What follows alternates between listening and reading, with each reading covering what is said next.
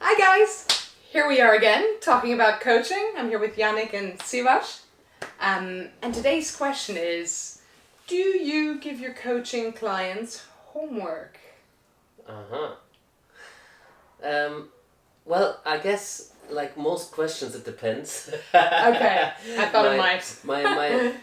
I most often don't, but also homework is such a laden word. It's got so many associations with it. So I'll definitely never use the word homework. Okay. Because I think our generation, or my generation at least, it's something you have to do and you don't want to do. Yeah, You takes know? them back to their childhood. Exactly, takes you back to school when you wanted to enjoy yourself with your friends, but you had to get your homework done and your mom was breathing down your neck. Bless her. Yeah. So I think homework, some people don't have that association, so then it's fine if they ask for homework. I would keep going with that term.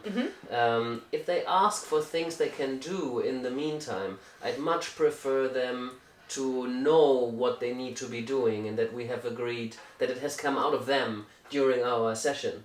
It's like, okay, so what are action steps you can take up until we see each other again? What's something you can commit to? What's one change you'll implement? Or often we work on a strategy on making things happen. But sometimes not every coaching session ends with very very clear action plan. Yeah. It's not always, a bit more messy. Even though I know many coaches would say there always has to be an action plan at the end of a session, otherwise you're not working within the competency framework of the ICF or whatever.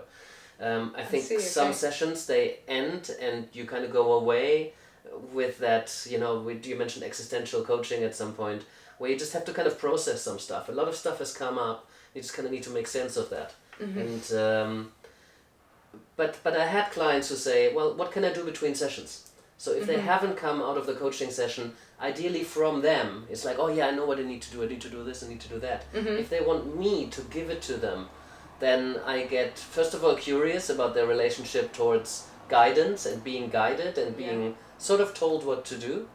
But sometimes it can just be, well, I want to do more stuff, so maybe I have some stuff that they could be doing. Maybe I have some exercises or interventions or things they could try out to deepen that understanding that they had just acquired, or to perhaps, if they wanted to get and develop a meditation habit, I might actually put something on the table that they might want to consider. Or I might send them a link or a book or something like that. There's a lot of, like, I do recommend books fairly regularly. And I don't say, here's your homework, you need to read this book. It's more like, this is something, if you're interested in learning more about what we've talked about and deepening your understanding of that, here's a really good book for you to read. And that's sort of homework, I guess. But like, I wouldn't take the school approach to it. See, yeah. Yeah, I think for me, I'm quite careful with this as well, and often I do give work in between sessions, but it's really about not adding more information, but it being part of the transformation, right? And especially with actually prior to working together with a client, right, in the enrollment phase. This is actually where I up it up a little bit, and this is more as almost like a filtering process. So one of the homework I often give is a 2-hour video, and I find that the clients the people that watch that actually come into the next session in a very different way. Wow. This is a 2-hour video. Yeah, it's a 2-hour video by Steve Hardison. To watch the 2-hour video, not to produce one. No, to watch it. Yeah. What is it called, the video? And the video is called TBO LIT NFL. Okay, great. And maybe we can pop up a link. Good luck here finding that somewhere, one. but it's a really powerful coaching video that shows people, what's possible.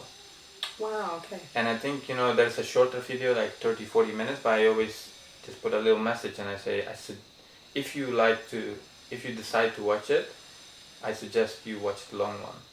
But I think it's just, for me, I don't always go with it, right? But I think for me, it's part of what I do is just really see, like, how willing someone is to go a bit out of the comfort zone, how willing they are to go a bit further, go a bit deeper. And when I'm actually working with people, it's a bit different. I really want to see what they want.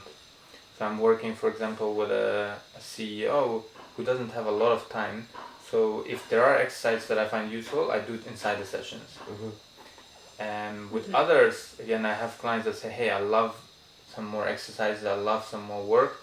So we have monthly books, we have sometimes weekly audios, TED Talks. There's things that are really, like you said, that really deepen their understanding, right? But I want to make clear that it's not just some random stuff I'm throwing at a client, just as a bonus or to impress them. I want to make sure that every single thing is really useful and helps with that transformation. Yeah, I think that conversation around responsibility is important there. And you could have had that in the beginning of the coaching relationship, where you kind of, what can I expect from you? What can you expect from me? Because like, if I give instructions, that I can be seen as, if I do this, then I will get what I need.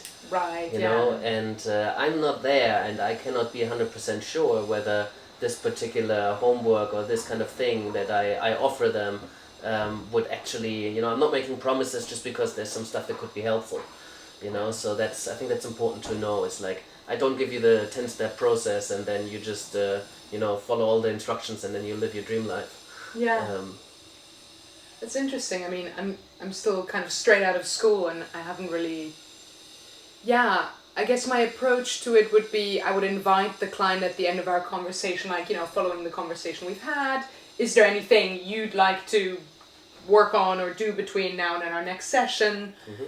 Very much kind of probably, again, aiming not to be prescriptive or directive.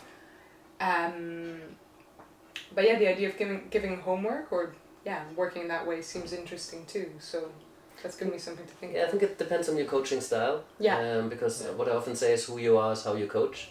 And if you're somebody who gives a lot of like input and a lot of suggestions, that can be super, super useful. And a lot of clients absolutely love it. But just think a little bit about what your style is, and also what are the implications of you giving work between sessions. Because you're also not going to be around. There's some things to think about.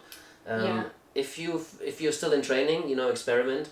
If you're not in training anymore, experiment. You can always have some practice clients or some training clients and say, hey, I'm offering you a special rate, or I'm looking for a guinea pig to experiment on with some free coaching or some low cost coaching. So anybody at any point in their career, they can always have a few clients where they trying out new stuff. If you think that 10-step approach could be useful, and there's 10 exercises or 10 books or whatever, if you design a process for a certain client, just go test it. That's fine. It can work and it cannot. But like, experiment with homework, and if your clients like it and you like it, keep doing it. Personally, not that much of a fan, but like, depends on how you define homework. Cool. Yeah, and I like that word. I think it's all an experiment. The more you experiment, the more ways you will find that works for you, works for your client. And I think it's great also not to make assumptions. I worked with one really successful client, but actually she mentioned to me like, can you recommend me some books? Can you give me some exercises to do? Because I was assuming she's too busy. And I think it's good to just ask the client, hey, would you like something to go a bit deeper? And I think also, this may be a whole different conversation, but really the way I see coaching different than therapy or any other forms of intervention is that with coaching I see it as much more than just a session. So for me it's often about how can I really be of service. So if something came up in a session, sometimes I might give them something, a little reflection exercise or an exercise to go a bit deeper, really based on that, but really touching base between sessions. Sometimes it could be recommending them to attend an event, right? But really, it's about that experience, not so much about like, hey, we had a session, and I don't know you until the next session. Yeah. Right? So I just want to just really create an amazing experience for the client. Yeah, and ask them, you co-create the coaching space, right? You will have some of your non-negotiables, but like, ultimately you're sitting down, you have a conversation, here's what I offer, You know, what do you expect, and how can we bring that together? That's the contracting bit, and I'm sure we'll have another separate session on contracting. It's a great idea. Cool.